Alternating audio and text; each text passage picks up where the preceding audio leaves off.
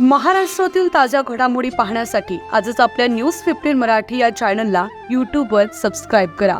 तसेच इंस्टाग्राम आणि ट्विटरवर फॉलो करायला विसरू नका।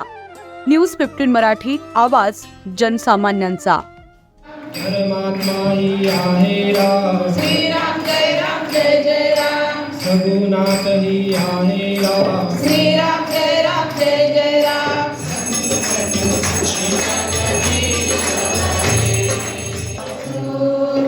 राम जन्माला रावणाचा काळा तो बाळा तो रे तो, राम जन्माला रावणाचा काळा तो बाळा। राज्यासह संपूर्ण देशात काल प्रभू श्रीरामांची जयंती मोठ्या उत्साहात साजरी होत असताना याच पार्श्वभूमीवर आळंदी दिघे रोडवरील श्री साई मंदिरात देवस्थान संस्थानाच्या वतीने प्रभू श्रीराम नवमी मोठ्या उत्साहात साजरी करण्यात आली। संस्थानाच्या वतीने या उत्सवाची जय्यत तयारी गेल्या 2 दिवसांपासून सुरू होती, तर यासाठी मंदिर परिसरात धार्मिक कार्यक्रमाचे आयोजन देखील करण्यात आले होते। रामनवमी निमित्त सकाळी श्रीरामांचा महाअभिषेक पार पडला, त्यानंतर रामजन्म सोहळा पार पडला।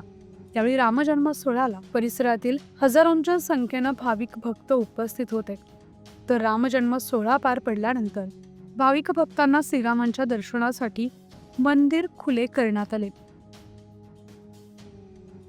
आज या ठिकाणी साईबाबा देवस्थान आळंदी मार्ग या मंदिरामध्ये आज सकाळपासूनच धार्मिक कार्यक्रमाचं आयोजन केलेलं आहे। अनेक भक्त हजारोच्या संख्येने या ठिकाणी उपस्थित आहेत आणि ते या उत्सवाचा आनंद घेत आहेत। आज दुपारी 12 वाजता रामललाचा जन्म झालं, या निमित्ताने आज एक सनातन धर्माचं एक मोठ्या प्रमाणात आम्ही स्वागत केलेलं आहे आणि प्रभू राम इथं या ठिकाणी आलेले आहेत। उत्सवामध्ये साईबाबाबरोबर प्रभू रामांचं या ठिकाणी स्वागत केलेलं आहे आणि फार आनंदामध्ये सर्व भक्त लोक या ठिकाणी या उत्सव सोहळ्याचा आनंद घेत आहेत।